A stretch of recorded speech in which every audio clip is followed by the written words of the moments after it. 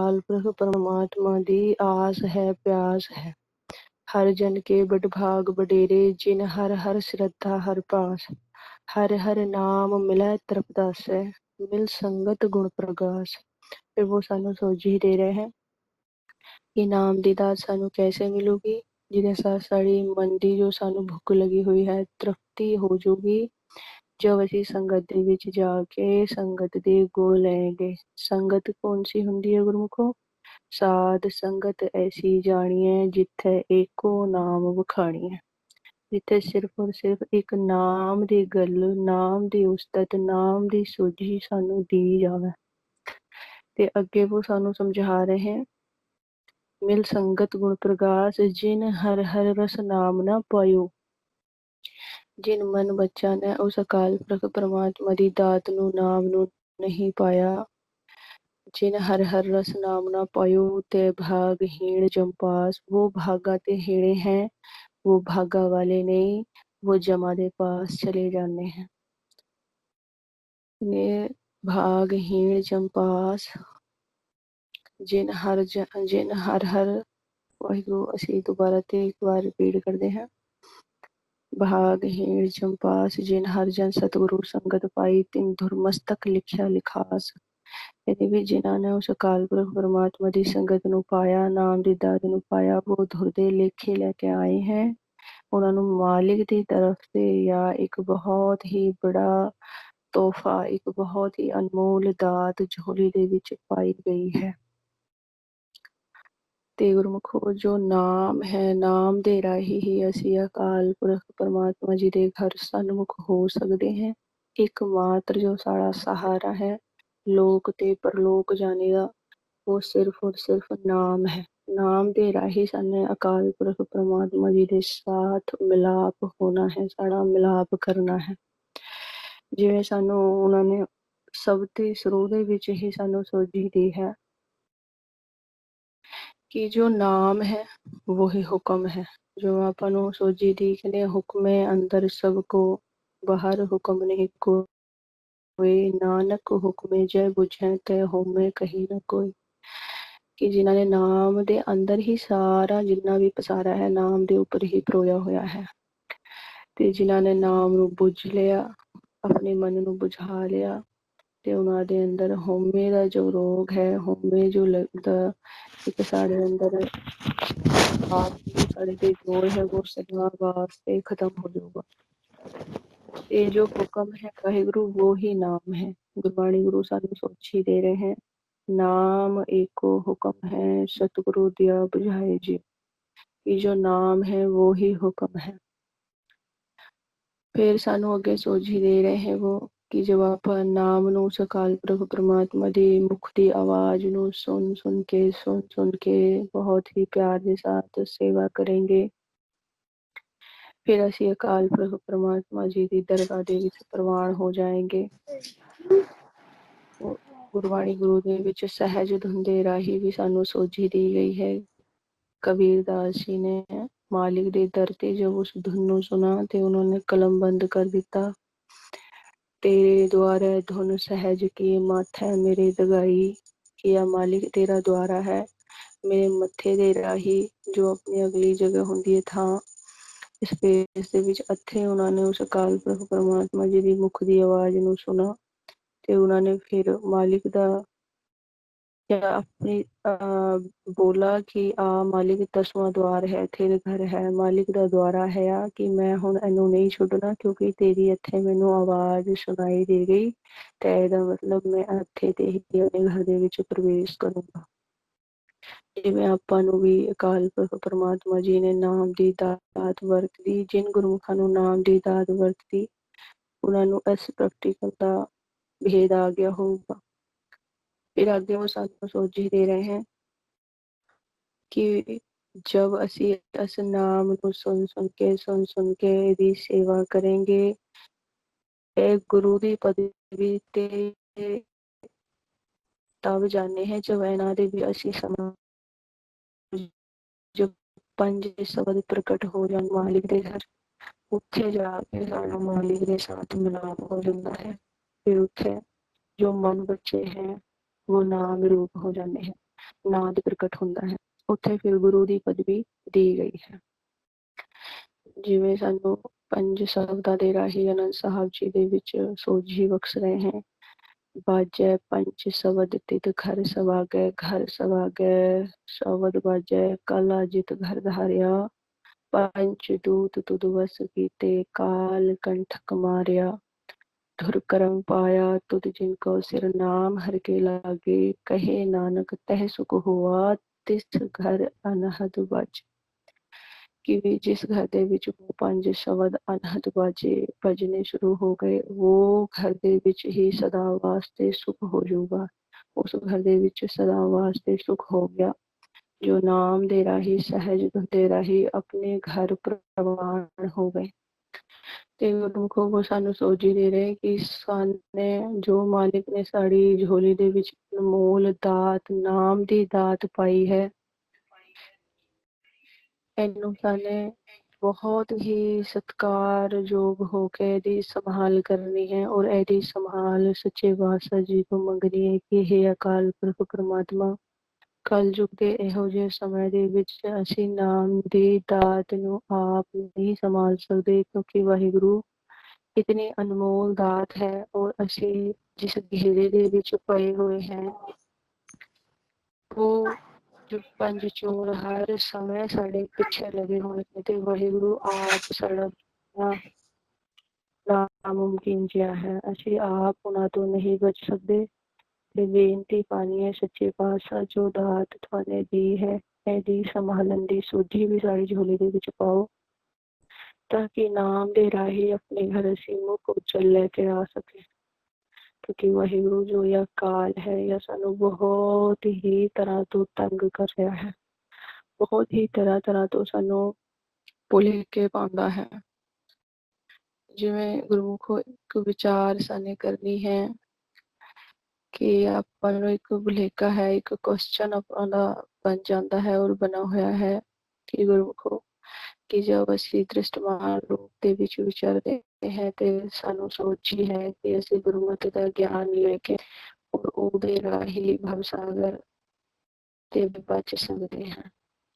ਤੇ ਵਹੀ ਉੱਥੇ ਆਪਾਂ ਸਹਿਦ ਲੈਣਾ ਹੈ ਕਿ ਭਵਸਾਗਰ ਹੈ ਕਿ ਗੁਰਬਾਣੀ ਗੁਰੂ ਦੇ ਵਿੱਚ ਭਵਸਾਗਰ ਕਿਹਨੂੰ ਬੋਲਾ ਗਿਆ ਹੈ, ਜਿਹਦੇ ਰਾਹੀਂ ਆਪਾਂ ਬਹੁਤ ਹੀ ਸਤਰਕ ਰਹਿੰਦੇ ਹਾਂ। ਕੀ ਹੈ ਭਵਸਾਗਰ?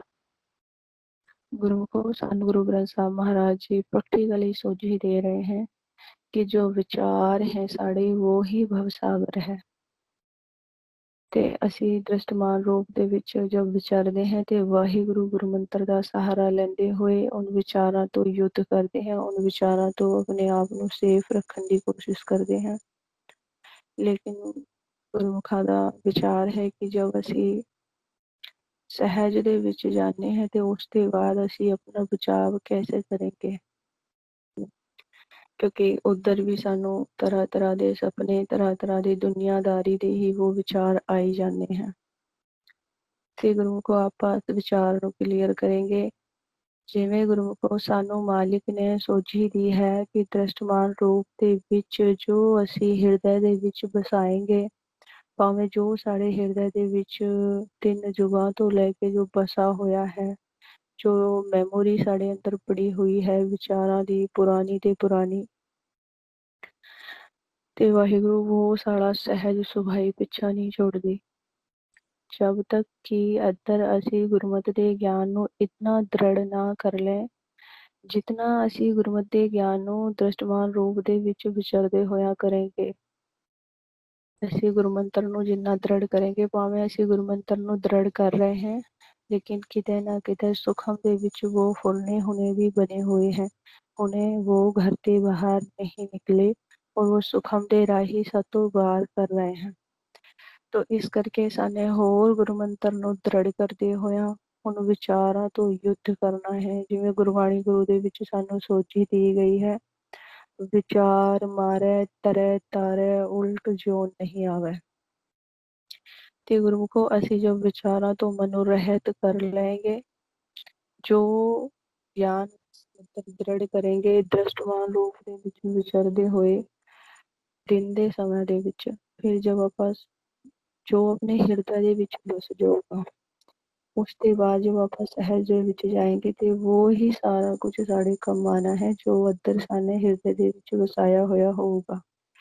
ਜੇ ਸਾਨੂੰ ਦੁਨੀਆਦਾਰੀ ਦਾ ਗਿਆਨ ਸਾਡਾ ਨਿਕਲਾ ਨਹੀਂ, ਤ੍ਰੈ ਗੁਣਾਂ ਦੇ ਵਿਚਾਰ ਨਿਕਲੇ ਨਹੀਂ, ਤ੍ਰੈ ਗੁਣਾਂ ਦਾ ਜੋ ਸਾਡੇ ਮੈਲ ਲੱਗੀ ਹੋਈ ਹੈ ਜੂਆਂ ਦੀ ਉਹ ਹਟੀ ਨਹੀਂ, ਤੇ ਜਦੋਂ ਵੀ ਅਸੀਂ ਸਹਿਜ ਦੇ ਵਿੱਚ ਜਾਏਂਗੇ ਉਹ ਸਾਨੂੰ ਸੁਣਨ ਦੇ ਵਿੱਚ, ਕਿਉਂਕਿ ਵਾਹਿਗੁਰੂ ਜੋ ਵੀ ਅਸੀਂ ਕਿਰਿਆ ਕਲਾਪ ਕਰੇ ਹੋਏ ਹੈ ਜਿਨ੍ਹਾਂ ਨੂੰ ਗੁਰਬਾਣੀ ਗੁਰੂ ਦੇ ਵਿੱਚ ਚਿੱਤਰ ਔਰ ਗੁਪਤ ਦਾ ਨਾਮ ਦਿਆ ਗਿਆ ਹੈ ਉਹ ਵੀ ਸੁਖਮ ਹੈ, ਕਿਉਂਕਿ ਜੋ ਸਾਡੇ ਕਿਰਿਆ ਕਲਾਪ ਹੈ ਉਹ ਕਿਤੇ ਗਏ ਨਹੀਂ। ਸਾਰਾ ਕੁਛ जब वो निबड़ेंगे, जब ਅਸੀਂ मालिक ਦੇ घर प्रवान हो जाएंगे ਤਾਂ ਉਹ ਲੇਖਾ ਜੋਖਾ ਫਾੜ ਦਿਆ ਜਾਊਗਾ। ਲੇਕਿਨ ਉਸ ਤੋਂ ਪਹਿਲੇ ਉਹ ਲੇਖਾ ਜੋਖਾ ਜੋ ਸਾਡਾ ਪਿਛਲੇ ਤੇ ਪਿਛਲਾ ਜਿੰਨਾ ਵੀ ਹੈ, ਜਿੰਨਾ ਵੀ ਅਸੀਂ ਬੋਲਦੇ ਹਾਂ, ਜੋ ਵੀ ਅਸੀਂ ਸਹਿਜ ਦੇ ਵਿੱਚ ਵਿਚਾਰ ਲੈਂਦੇ ਉਹ ਕਿਤੇ ਨਹੀਂ ਜਾਂਦੇ, ਉਹ ਇੱਥੇ ਹੀ ਸੁਣਨ ਦੇ ਵਿੱਚ ਹਾਜ਼ਰ ਹੈ। ਜਿਵੇਂ ਆਪਾਂ ਇੱਕ ਉਦਾਹਰਣ ਦਿੰਦੇ ਹਾਂ, ਕਾਫੀ ਲੰਬੇ ਸਮੇਂ ਦੀ ਕੋਈ ਬਾਤ ਹੋਵੇ ਔਰ ਆਪਾਂ ਉਹਨੂੰ ਭੁੱਲ ਗਏ, ਠੀਕ ਹੈ ਜੀ, और फिर उसी बात ਨੂੰ ਕੋਈ ਕੁਛ ਦਿਨਾਂ ਬਾਅਦ ਦੁਹਰਾਵੇ ਔਰ ਸਾਡਾ ਉਸ ਬਾਤ ਤੋਂ ਕੋਈ ਧਿਆਨ ਨਹੀਂ ਹੈ, ਤੇ ਫਿਰ ਸਾਨੂੰ ਪੁੱਛਿਆ ਜਾਵੇ ਜੀ ਕਿਸੇ ਦਾ ਵੀ ਆਪ ਨਾਮ ਲਗਾ ਲਓ ਜਾਂ ਕਿਸੇ ਦੇ ਬਾਰੇ 'ਚ ਕੋਈ ਜਾਣਕਾਰੀ, ਫਿਰ ਸਾਨੂੰ ਪੁੱਛਿਆ ਜਾਵੇ ਜੀ ਤੁਹਾਨੂੰ ਕੁਛ ਯਾਦ ਹੈ, ਤੇ ਅਸੀਂ ਕਹਿੰਦੇ ਜੀ ਰੁਕੋ ਅਸੀਂ ਯਾਦ ਕਰਕੇ ਬਤਾਉਂਦੇ ਹਾਂ, ਤੇ ਫਿਰ ਆਪਾਂ ਲੱਗ ਜਾਂਦੇ ਹਾਂ ਸੋਚਣੇ ਪਏ, ਜਦਕਿ ਉਹ ਸਾਨੂੰ ਐਂਡ ਟਾਈਮ ਯਾਦ ਨਹੀਂ ਹੁੰਦਾ, ਲੇਕਿਨ ਆਪਾਂ ਇੱਕ ਕਿਰਿਆ ਕਰਦੇ ਹੈ ਕਿ ਉਹਨੂੰ ਆਪਾਂ ਢੂੰढਦੇ ਹਾਂ। ਆਪਣਾ ਜੋ ਮਨ ਹੈ ਉਹਨੂੰ ਢੂੰढਦਾ ਹੈ, ਲੱਭਦਾ ਹੈ ਕਿੱਥੇ, ਸੁਣਨ ਦੇ ਵਿੱਚ, ਜਿੱਥੇ ਉਹ ਪਿਆ ਹੋਇਆ ਹੈ, ਜਿਹਨੂੰ ਮੈਮੋਰੀ ਬੋਲ ਦਿੰਦੇ ਹੈ। ਫਿਰ ਉਹ ਉਹਨੂੰ ਲੱਭ ਕੇ ਲਾਉਂਦਾ ਹੈ, ਢੂੰढ ਕੇ ਕਹਿੰਦਾ ਹਾਂ ਜੀ ਯਾਦ ਆ ਗਿਆ। ਕਿਉਂ? ਜਬ ਸਾਨੇ ਜੋ ਬੋਲ ਦਿਆ, ਜੋ ਸੁਣ ਲਿਆ, ਅਗਰ ਉਹ ਡਿਲੀਟ ਹੋ ਜਾਂਦਾ ਤੇ ਫਿਰ ਸਾਨੂੰ ਐਂਡ ਟਾਈਮ ਜੋ ਅਸੀਂ ਭੁੱਲ ਗਏ ਉਹ ਸਾਨੂੰ ਯਾਦ ਨਹੀਂ ਆਉਣਾ ਥਾ। ਇਹਦਾ ਮਤਲਬ ਉਹ ਕਿਤੇ ਜਾਂਦਾ ਨਹੀਂ, ਉਹ ਕਿਤੇ ਸੇਫ ਹੋਇਆ ਹੋਇਆ ਹੈ। ਇਸ ਕਰਕੇ ਅਸੀਂ ਉਹਨੂੰ ਬੈਕ ਉੱਥੇ ਤੇ ਜਾ ਕੇ ਅੱਧਰ ਦੁਨੀਆਦਾਰੀ ਤੋਂ ਧਿਆਨ ਹਟਾ ਕੇ ਅਸੀਂ ਉੱਧਰ ਜਾਂਦੇ ਹਾਂ ਔਰ ਆਪਣਾ ਧਿਆਨ ਇੱਕਚਿਤ ਕਰਕੇ ਫਿਰ ਅਸੀਂ ਉਹਨੂੰ ਢੂੰढਦੇ हैं, ਜਿਵੇਂ ਸੋਚਦੇ ਕਿ ਮੈਨੂੰ ਕੁਛ ਯਾਦ ਆ रहा है मैं बताऊंगी इस तरीके से, फिर ਆਪਾਂ ਇੱਕ ਕਿਰਿਆ ਕਰਦੇ हैं, उसके बाद ਆਪਾਂ फटाफट ਕਹਿੰਦੇ जी हाँ याद आ गया।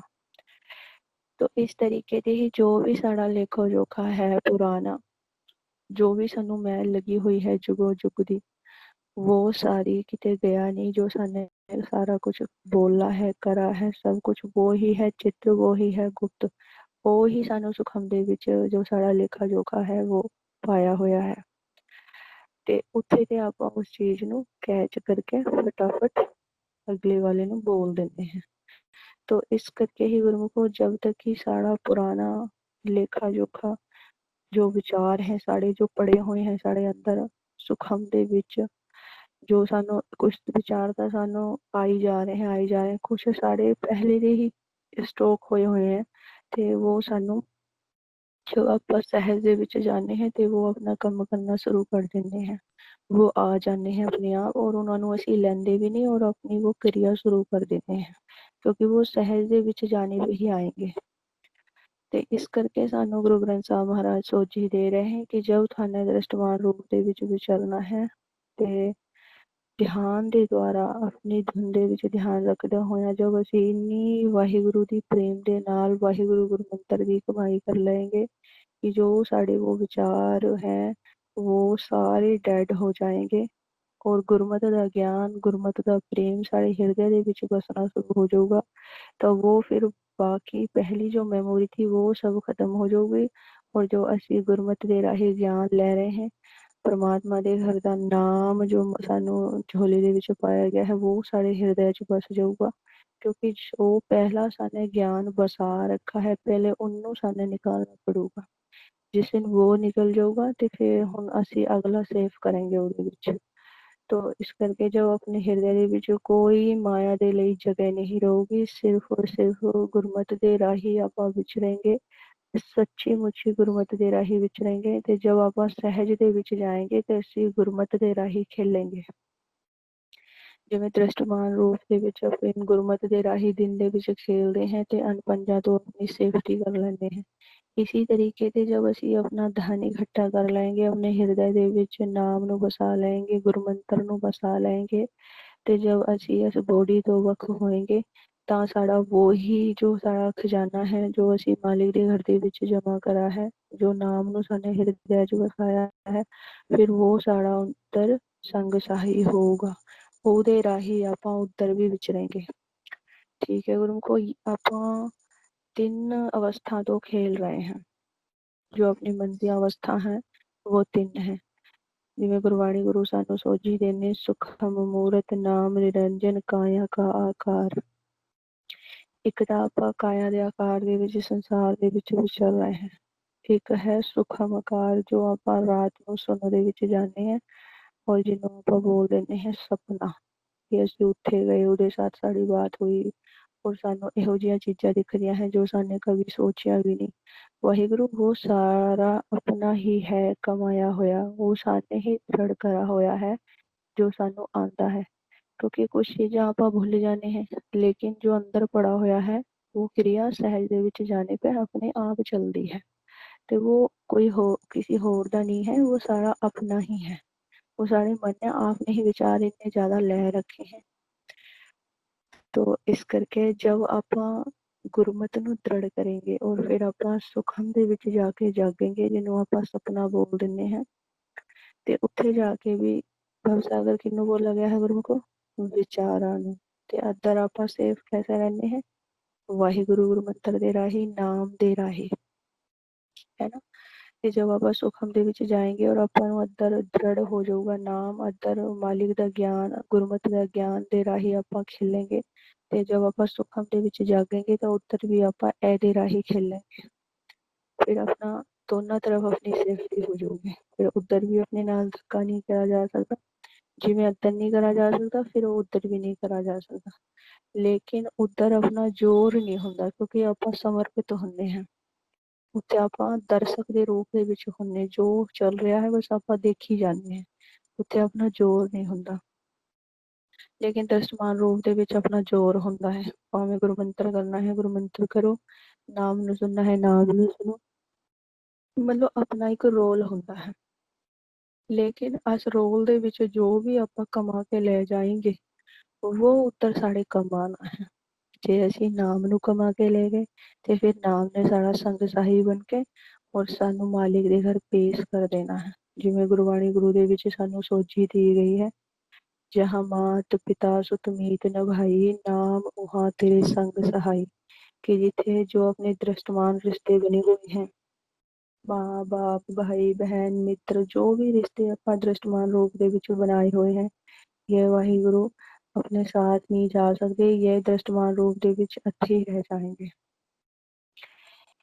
तो ਉੱਥੇ ਸਾਡਾ ਸਾਹਿਬ ਕਿੰਨੇ ਹੋਣਾ ਹੈ ਨਾਮ ਨੇ ਹੋਣਾ ਹੈ। ਨਾਮ ਦੇ ਰਾਹੀਂ ਸਾਡੀ ਜਾਗ ਹੋਣੀ ਹੈ, ਨਾਮ ਦੇ ਰਾਹੀਂ ਅਸੀਂ ਮਾਲਿਕ ਦੇ ਘਰ ਪ੍ਰਵਾਨ ਹੋਣੇ हैं। तो इस करके अपने दृष्टमान रूप ਦੇ ਵਿੱਚ बहुत ही प्यार ਦੇ साथ अपने अंदर झांकी मारते हुए देखना है कि पुराना कितना रह गया है। फिर ਆਪਾਂ ਨੂੰ और ज़्यादा मालिक तो प्रेम करना और ज़्यादा दृढ़ करना है।